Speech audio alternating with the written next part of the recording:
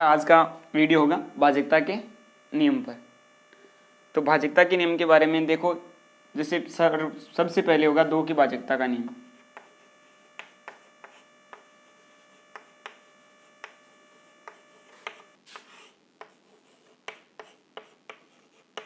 दो की भाजकता के नियम में पता करना होगा कि भाई कौन सी संख्या दो से डिवाइड होगी, कौन सी संख्या दो से डिवाइड नहीं होगी, इसके बारे में पता करना। जैसे कोई भी संख्या है 2 4 24 24।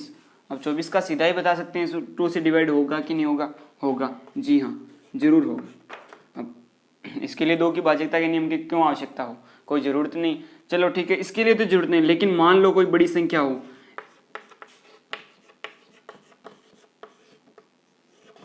ये कोई बड़ी संख्या है, इकाई दहाई सैकड़ा हजार दस हजार लाख 10 लाख करोड़ 10 करोड़ 67 करोड़ 89 लाख, सॉरी इकाई दहाई सैकड़ा हजार 10 हजार लाख 10 लाख करोड़ 10 करोड़ 67 करोड़ 89 लाख 47,905, ये कोई संख्या है। अब इस संख्या के बारे में कैसे पता करें कि ये दो से विभाजित होगी या नहीं होगी। पूर्णतः विभाजित होने के बारे में बात करें तो इसके लिए क्या होता है, दो की भाजकता का नियम होता है। दो की भाजकता के नियम के लिए हमें इकाई का अंक देखना होता है। इकाई का अंक, इकाई का अंक, ये हमारे पास इकाई का अंक है। कोई भी संख्या हो उसका जो अंतिम अंक होगा वो क्या होगा, इकाई का अंक होगा। ये इकाई का अंक, केवल हमें इकाई का अंक देखना है, पूरी संख्या से कोई मतलब नहीं है। अब देखो इसमें जैसे भाजकता के नियम में हम दो से डिवाइड करके तो देख नहीं से रही, तो बहुत टाइम लगेगा। तो हम क्या करेंगे, केवल इकाई का अंक देखेंगे। इकाई का अंक अगर यदि 0 2 4 6 व 8 इनमें से कोई भी हो, इन पांचों अंकों में से इकाई का अंक कोई भी हो, तो क्या होगा, वो दो से विभाजित होगा, वो दो से विभाजित हो जाएगा। तो ये हमारा क्या है, दो की भाजकता का नियम। अब ऐसे कुछ एग्जाम्पल देखते हैं। 1 2 3, इसमें देखो इकाई का अंक क्या है, इकाई का अंक 3 है, तो ये क्या होगा, दो से विभाजित नहीं होगा। 1 2 5 है, इसमें इकाई का अंक 5 हो गया, तो ये दो से विभाजित नहीं होगा। 3 2 2 है, इसमें इकाई का अंक 2 है, तो ये दो से विभाजित हो जाएगा। क्यों, इकाई के अंक में 0 2 4 6 व 8 ये होने चाहिए। अगर दिए होंगे तो वो दो से डिवाइड होगा, अन्यथा दो से डिवाइड नहीं होगा। अब बात करते हैं तीन की भाजकता की। तीन की भाजकता के नियम, तीन की भाजकता का नियम।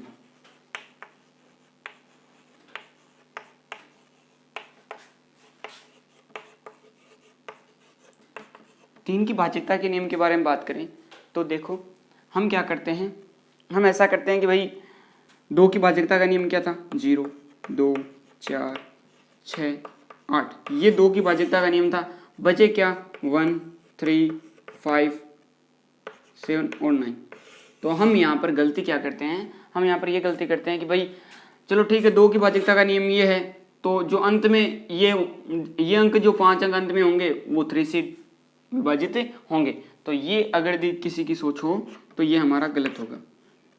तीन की भाजकता के नियम के लिए अंकों का योग करना होता है, अंकों का योग। कोई भी संख्या हो उसके सभी अंकों का योग करो। 18 है, कोई भाई 18 को तो क्यों 3 से डिवाइड करेंगे, 18 को कहाँ भाजकता का नियम लगाए, क्या करें, अंकों का योग करेंगे। और उससे अच्छा हमें सीधा ही पता है 18 है, वो 3 से डिवाइड होगा। लेकिन बड़ी संख्या के लिए हम भाजकता के नियमों का प्रयोग करते हैं। ये कोई बड़ी संख्या है, अब इसमें ये 3 से डिवाइड होगा कि नहीं होगा, तो डिवाइड करके देखेंगे उसमें क्या लगेगा, बहुत अधिक समय लगेगा। तो इसके लिए हम भाजकता के नियम का प्रयोग करते हुए इसके सभी अंकों का योग करते हैं। जितने भी अंक हैं उन सभी अंकों का योग करेंगे। 1 और 8 9, 9 और 4 13, 13 3 16, 2 18, 18 5 23, 23 और 6 29, 29 और 4 33। अगर यदि इन अंकों का योग 3 से विभाजित हो, इन अंकों का योग अगर यदि 3 से विभाजित हो तो ये संख्या भी 3 से विभाजित होगी। तो देखो 33 आए हमारे पास, 33 3 से विभाजित है, तो ये हमारे पास 3 से विभाजित होगी। ये संख्या क्या होगी, 3 से विभाजित होगी। अब यहाँ पर कभी कभी समस्या आती है कि भाई बहुत बड़ी संख्या है, हमने इन सबको ऐड कर लिया। ऐड करने के बाद भी बहुत बड़ी संख्या आ गई, ऐड करने के बाद भी मान लो कोई संख्या आ गई, ये कोई संख्या आ गई 126, तो अब क्या करें, बड़ी संख्या, वापस समय लगेगा, तो वापस हम वही नियम लगाएंगे, वही 3 की भाजकता का नियम, इनको ऐड करेंगे, 1 और 2 3, 3 और 6 9। अब हमें पता है 9 है वो 3 से विभाज्य होगा, तो ये भी 3 से विभाज्य होगा, ये भी होगा, और इसके ऊपर वाली जो भी संख्या ये नहीं है, इसके ऊपर वाली जो भी, यहाँ पर तो 33 आया था, है ना, 33, तो 33 में 3 और 3 करेंगे तो 6, तो ये 6 भी क्या होगा, 3 से डिवाइड होगा। तो ये हो गया हमारा 3 की भाजकता का नियम। अब बात करते हैं भाजकता का नियम 4। देखो 4 की भाजकता का नियम हमें देखना है।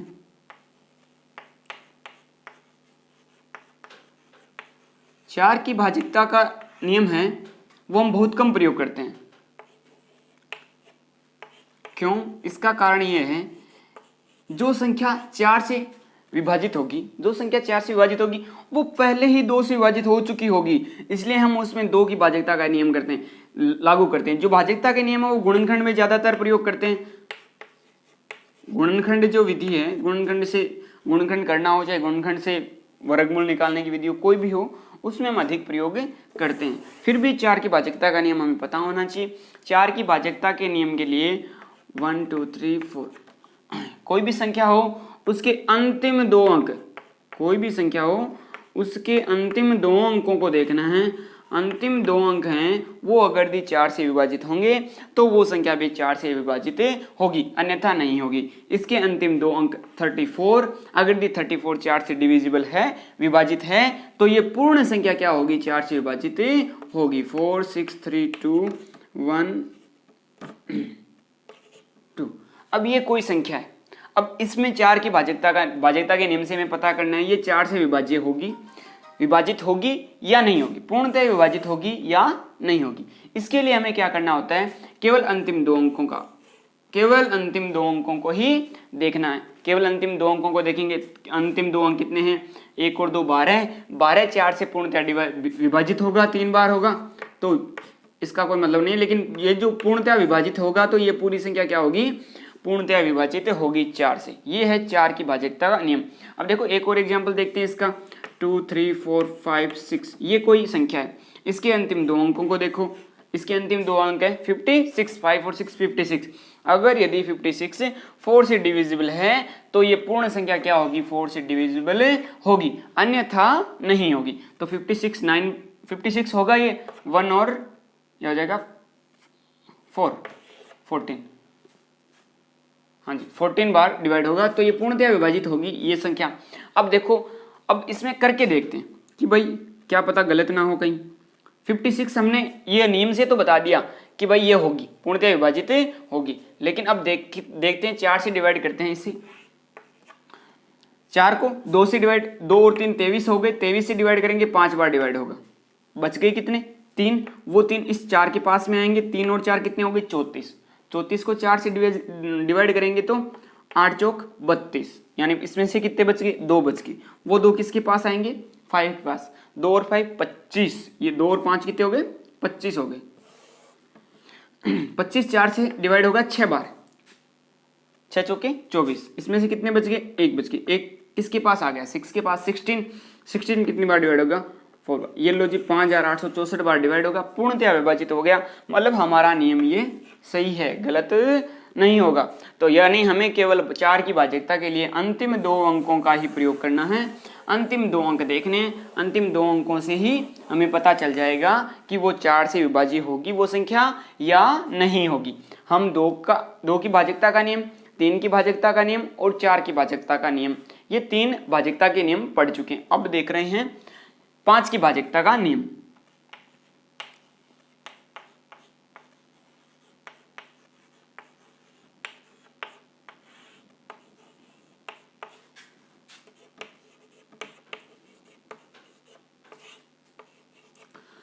अब देखो 5 की भाजकता का नियम एकदम आसान है, केवल अंतिम अंक देखना है, इकाई का अंक। 5 की भाजकता के लिए केवल इकाई का अंक देखना है। इकाई का अंक क्या होना चाहिए, इकाई का अंक 0 और 5, इन 2 अंकों में से अगर कोई भी संख्या है तो वो 5 से विभाजित होगी, अन्यथा वो 5 से विभाजित नहीं होगी। इसमें कुछ ज़्यादा बताने की जरूरत नहीं है। एग्जाम्पल के तौर पे 125 अंतिम अंक क्या है 5 है, तो ये 5 से विभाजित होगी।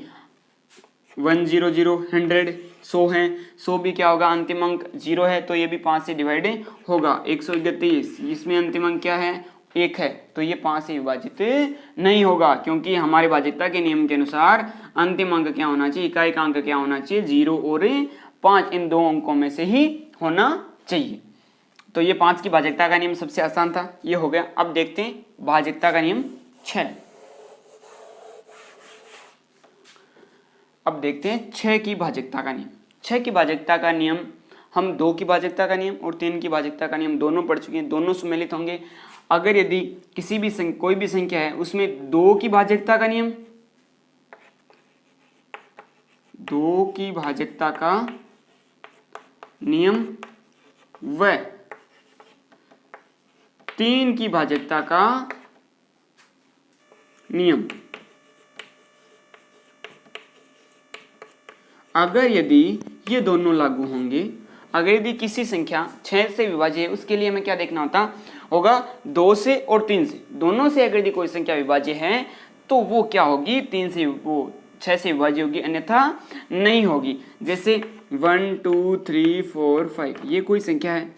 अब देखते हैं, सबसे पहले ये देखते हैं ये 2 से विभाजित होगी क्या, ये 2 से विभाजित नहीं होगी। क्यों? क्योंकि इकाई का अंक क्या है 5 है। हमने 2 की भाज्यता के नियम में पढ़ा इकाई का अंक क्या होना चाहिए 0 2 4 6 व 8, इनमें से ही होना चाहिए। अगर यदि अंक ये हैं तो वो 2 से विभाज्य होगी, अन्यथा नहीं होगी। अब देखो 3 की भाज्यता का नियम इसमें देखने की जरूरत नहीं है। क्यों? क्योंकि इनमें से अगर यदि एक भी नियम लागू ना हो तो वो 6 से विभाज्य नहीं होगी। इसका अर्थ ये हुआ कि ये संख्या 6 से विभाज्य नहीं होगी। हम कोई दूसरी संख्या देखते हैं, जैसे यहाँ पे लो 4। अब देखो अब अंतिम अंक 4 है तो हमारा क्या होगा 2 से तो विभाज्य होगा, 2 से तो ये विभाज्य हो जाएगी। अब देखते हैं यहाँ पर 3 की विभाज्यता का नियम। 3 की विभाज्यता का नियम क्या था, इन अंकों का क्या होना चाहिए योग, अंकों का योग करो, 1 और 2 3 3 3 6 6 4 14, 14 और 4 कितने, सॉरी 6 और 4 10, 10 और 4 कितने हो गए 14, अंकों का योग कितना हो गया 14 हो गया।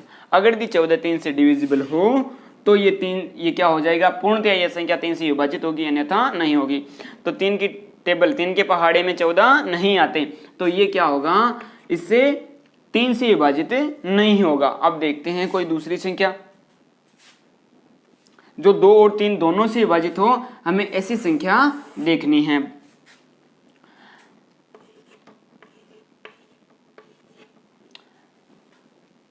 सिक्स 3 9, हाँ जी ये कोई संख्या है। देखो अब इसमें हम 6 की भाज्यता के नियम के बारे में पता करें तो 6 की भाज्यता के नियम में सबसे पहले 2 की भाज्यता का नियम देखते हैं। 2 की भाज्यता के नियम के लिए इकाई का अंक क्या होना चाहिए 0 2 4 6 8, इनमें से होना चाहिए। हमारे पास इकाई का अंक क्या है 4 है, यानी 2 से विभाजित ये होगा। अब 3 की भाज्यता का नियम, 3 की भाज्यता के नियम के लिए अंकों का क्या होना चाहिए योग होना चाहिए। अंकों का योग करो, 3 और 2 5, 5 और 6 11, 11 और 4 कितने हो गए, अंकों का योग 15 हो गया, जो 15 किससे होंगे 3 से विभाजित होंगे। अर्थात ये संख्या क्या होगी 2 व 3 दोनों से विभाजित होगी, और जो संख्या 2 व 3 दोनों से विभाजित होगी वो संख्या किससे विभाजित होगी 6 से भी विभाजित होगी, वो संख्या 6 से भी विभाजित होगी। यानी 6 की भाज्यता के नियम के लिए हमें क्या पता होना चाहिए 2 की और 3 की भाज्यता के नियम के बारे में पता होना जरूरी है। ये हमारी 6 की भाज्यता का नियम हो गया।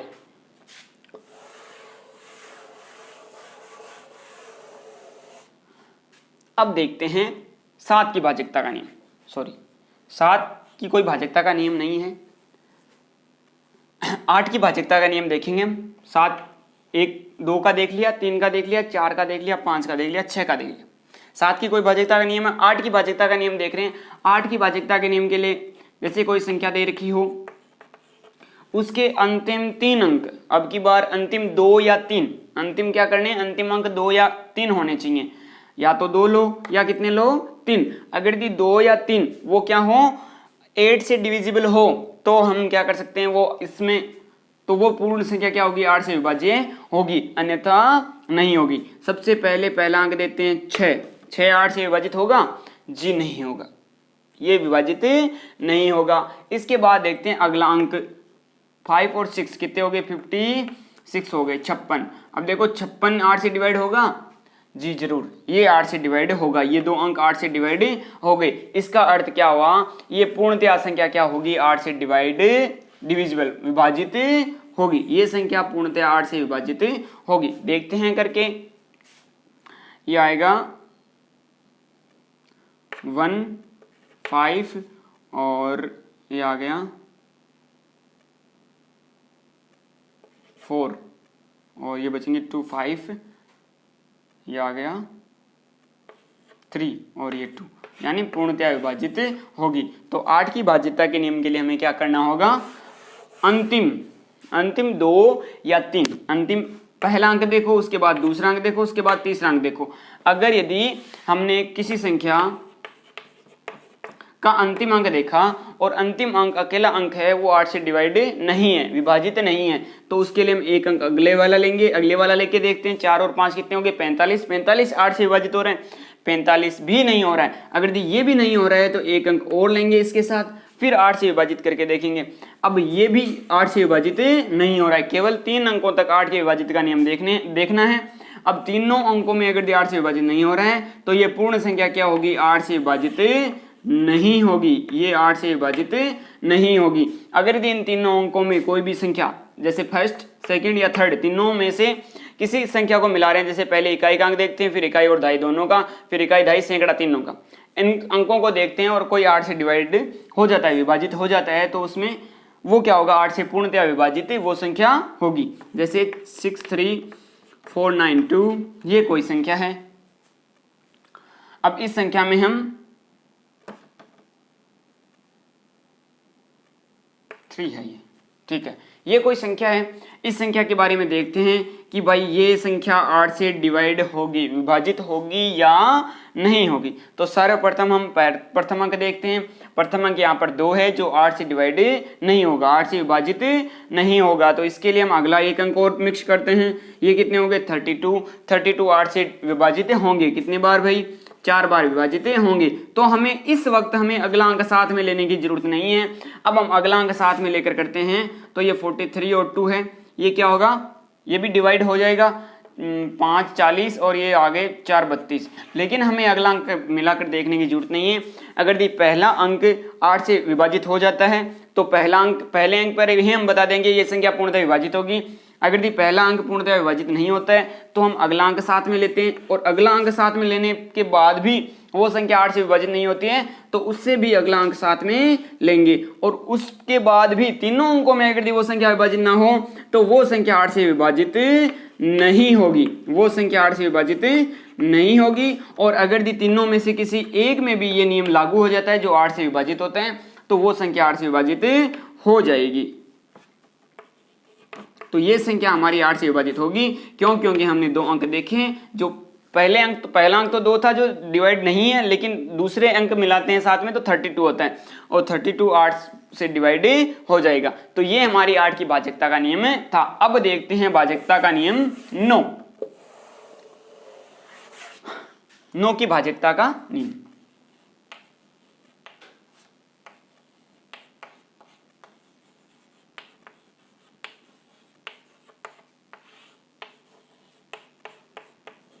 नौ की भाजकता का नियम और 3 की भाजकता का नियम बिल्कुल एक समान है दोनों।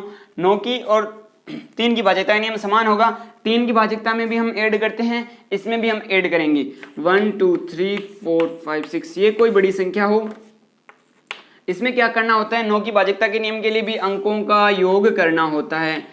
अंकों का योग, हमें अंकों का योग करना होगा 9 की भाजकता के नियम के लिए।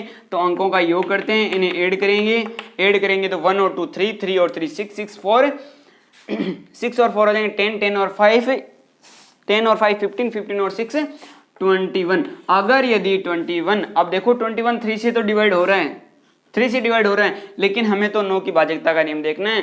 तो 9 की भाजकता के नियम के लिए केवल 9 देखेंगे। अगर यदि 9 से पूर्णतः विभाजित हो तब ये 9 की भाजकता का नियम इसमें लागू होगा, अन्यथा ये पूर्ण संख्या विभाजित नहीं होगी। यहाँ पर ये 9 से पूर्णतः विभाजित नहीं हो रही है। इसका आंसर आएगा 2 सही 3/9। 9, जो भी हो 2 से 1/3 भी हो कर सकते हैं। तो इसमें क्या होगा, 9 की भाजकता का नियम लागू नहीं होगा। अगर यदि इस संख्या के लिए हमें 3 की भाजकता के नियम के लिए कहा जाता तो ये संख्या हमारे लिए बिल्कुल सही होती। अगर यदि इसमें 3 की भाजकता के नियम के बारे में बोले तो इनके अंकों का योग क्या होता है, 21 होता है, जो कि 3 से पूर्णतः विभाजित होता है, इसलिए ये संख्या भी 3 से पूर्णतः विभाजित होगी। ये किससे विभाजित होगी, 3 से विभाजित होगी, ना कि 9 से। 9 से विभाजित नहीं होगी। ये ध्यान रखना थोड़ा कि भाई 21 वाले में हम कभी गलती कर देते हैं कि भाई 21 आगे 3 से डिवाइड हो रहा है तो 9 से भी होगा, नहीं। यहाँ केवल अंकों के योग के लिए केवल हमें 9 का ही पता करना है। अब जैसे एग्जाम्पल देखते हैं 9 की भाजकता के नियम के लिए। 9 की भाजकता के नियम के लिए एग्जाम्पल,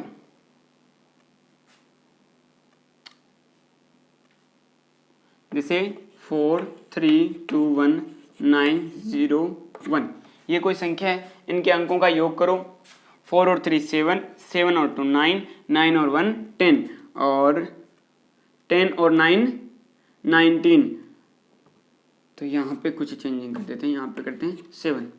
तो अब देखो 4 और 3 7, 7 और 2 9, 9 और 1 10, 10 और 7 17, 17 और 0 17, और 1 कितने हो गए 18। टोटल अंकों का योग क्या होगा 18, जो कि 9 से क्या होगा पूर्णतया विभाजित होगा। इसलिए ये संख्या भी क्या होगी 9 से पूर्णतया विभाजित होगी। ये संख्या भी 9 से पूर्णतया विभाजित है या होगी। ठीक है, तो हमारी 9 की भाजकता का नियम यहीं पर कंप्लीट होता है। अब देखते हैं भाजकता का नियम 10। 10 की भाजकता का नियम 5 की भाजकता के नियम के समान है, एकदम आसान है, उसमें कुछ भी देखने की जरूरत नहीं है। 10 की भाजकता का नियम क्या होता है, 10 की भाजकता के लिए अंतिम अंक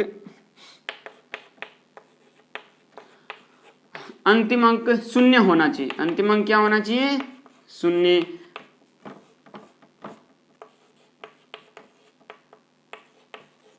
अंतिम अंक अगर यदि 0 है तो वो 10 से विभाजित होगा, अन्यथा 10 से विभाजित नहीं होगा। चाहे कोई भी संख्या हो, बड़ी से बड़ी संख्या हो, कुछ भी हो, चाहे अंतिम अंक 0 होना चाहिए। इसके लिए कुछ नहीं देखना, अंतिम अंक क्या होना चाहिए 0 होना चाहिए। अगर ये अंतिम अंक किसी भी संख्या में 0 है तो वो 10 से विभाजित होगी, अन्यथा 10 से विभाजित नहीं होगी। देखो 2 की भाजकता के नियम के लिए क्या होता है, 2 की भाजकता के नियम के लिए 0 2 4 6 और 8 होता है। 5 की भाजकता के नियम के लिए 0 और 5 होता है। अंतिम अंकों वाले की बात कर रहे हैं, अंतिम अंकों वाले 3 नियम हैं, 2 के लिए लागू है, 5 के लिए लागू है और 10 के लिए लागू है। और 10 के लिए केवल क्या होना चाहिए 0 होना चाहिए। 2 के लिए 0 2 4 6 8 सभी अंक होने चाहिए, 5 अंक होने चाहिए, और 5 के लिए 0 और 5 होने चाहिए, और 10 के लिए केवल क्या होना चाहिए 0 ही होना चाहिए। ये हमारी 10 की भाजकता का नियम कंप्लीट होता है। अब हम देखते हैं 11 की भाजकता का नियम, जो हमारा आज का अंतिम नियम है।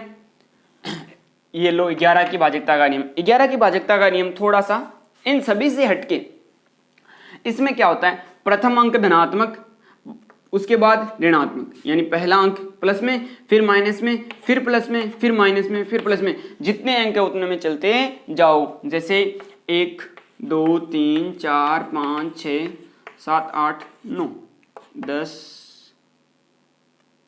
9 तक ही ये कोई अंक है। अब इसमें क्या करना है, प्रथम अंक प्लस, यानी ये तो प्लस में होगा, ये माइनस में, ये प्लस, ये माइनस, ये प्लस, ये माइनस, ये प्लस, ये माइनस और ये प्लस। तो प्लस प्लस वाले अंकों को एक साथ ऐड करो, माइनस वालों को एक साथ ऐड करो। प्लस का 1 और 3, ये 5 7 और ये 9, इनको ऐड करो। 1 और 3 4, 4 और 5 9, 9 और 7 16, 16 और 9 25, ये तो हो गए धनात्मक अंक। अब माइनस के ऐड करो, 2 4 6 और 8, 2 और 4 कितने हो गए 6, 6 और 6 12, 12 और 8 कितने हो गए 20, माइनस के 20। 25 में से 25 में से 20 घटाएंगे, कितने बचेंगे भाई 5 बचेंगे।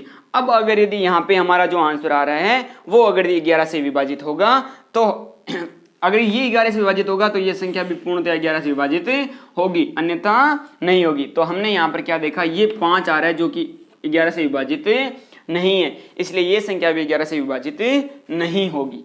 अब हम 11 से विभाजित होने वाली कोई संख्या देखते हैं, जैसे 121 ही देख लो।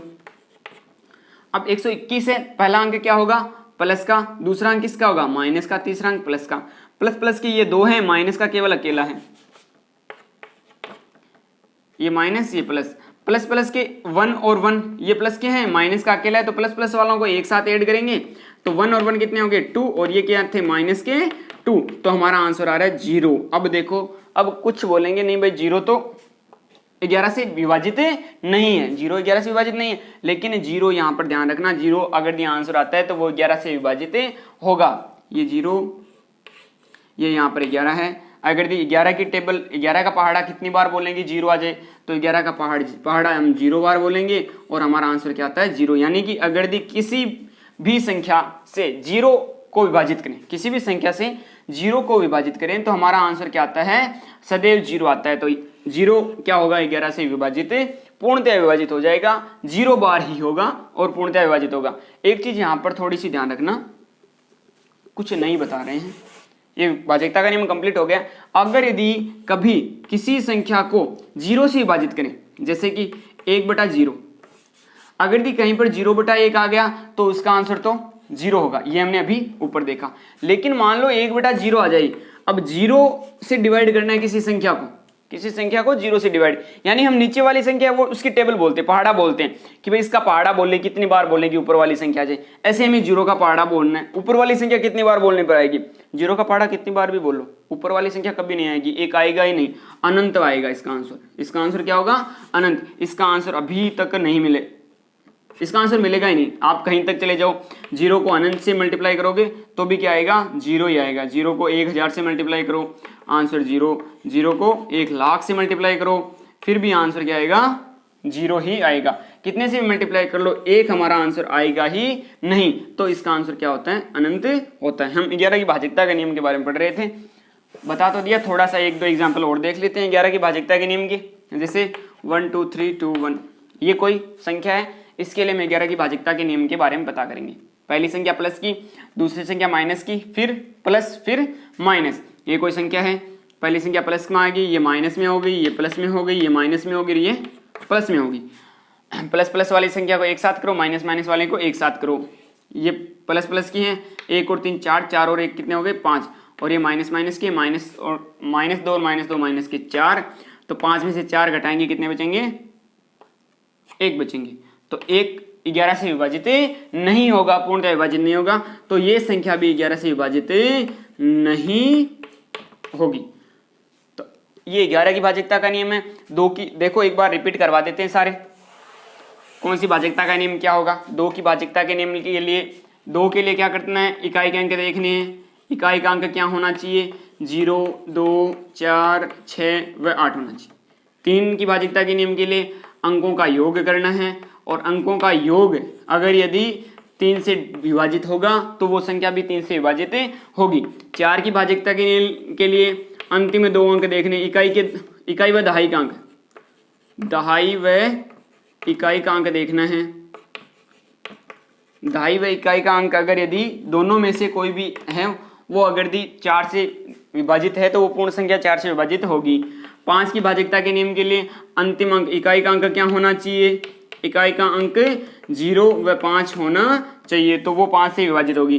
6 की भाजकता के नियम के लिए 6 की भाजकता के नियम के ऊपर वाले 2 और 3 की जो भाजकता का नियम है दोनों लागू होने चाहिए, तो 2 व 3 की भाजकता के नियम से होगा। 2 व 3 की भाजकता के नियम से ये क्या हो जाएगा 6 का भाजकता का नियम। 7 की भाजकता का नियम कुछ नहीं है। 8 की भाजकता का नियम क्या होगा, अंतिम इकाई के अंक तीनों इकाई के अंक देखने, इकाई का अंक, दहाई का अंक व सैकड़ा का अंक, यानी अंतिम 3 अंक देखने। ऐसे समझ लो कि अंतिम हमें 3 अंकों को ध्यान में रखना है। पहले इकाई के अंक को डिवाइड करके देखो, अगर ये डिवाइड नहीं होता है पूर्णतया तो उसके साथ में किसको मिलाओ, दहाई के अंक को मिलाओ। फिर भी डिवाइड नहीं होता है तो किसको मिलाओ, सैकड़ा को साथ में मिलाओ। अगर ये तीनों अंकों को साथ में मिलाने पर भी नहीं होते हैं तो वो 8 से विभाजित नहीं होता, और अगर ये तीनों को मिलाने पर विभाजित हो जाए तो वो 8 से विभाजित होगा। 9 की भाजकता का नियम किसकी तरह होगा, 3 की भाजकता के नियम की तरह ही होगा। क्या करना होगा, अंकों का योग, हमें यहाँ पर अंकों का योग ही करना है। अंकों का योग जो आएगा फिर आंसर आएगा, उससे हमें किसे विभाजित करना है, 9 से विभाजित करना है। अगर वो 9 से विभाजित होगा तो हमारा आंसर 9 से विभाजित होगा। अब हमारा है 10 की भाजकता का नियम क्या है। 10 की भाजकता के नियम के लिए इकाई का अंक क्या होना चाहिए, इकाई का अंक सदैव 0 होना चाहिए। इकाई का अंक सदैव शून्य होगा तो वो 10 से विभाजित होगी, अन्यथा नहीं होगी। बचा हमारा 11 की भाज्यता का नियम। तो 11 की भाज्यता का नियम क्या होना चाहिए? 11 की भाज्यता का नियम प्रथम अंक प्लस में होना चाहिए, सेकंड माइनस में, फिर प्लस, फिर माइनस, फिर प्लस, फिर माइनस, अंत तक जितने अंक उनको ऐसे ही करना है। फिर प्लस प्लस किए हैं उनको एक साथ ऐड करो और माइनस किए हैं उनको एक साथ ऐड करो। फिर हमारा जो आंसर आएगा उस आंसर को 11 से क्या करो? डिवाइड करो। अगर यदि वो आंसर पूर्णतया 11 से विभाजित होता है तो हमारी वो ऊपर वाली संख्या भी क्या होगी? पूर्णतया 11 से विभाजित होगी, अन्यथा नहीं होगी। तो ये हमारी भाज्यता के नियम हम 2, 3, 4, 5, 6, 7, 7 नहीं होगा, 8, 9, 10 व 11 इन सभी की भाज्यता के नियम के बारे में हम आज की कक्षा में जान चुके हैं।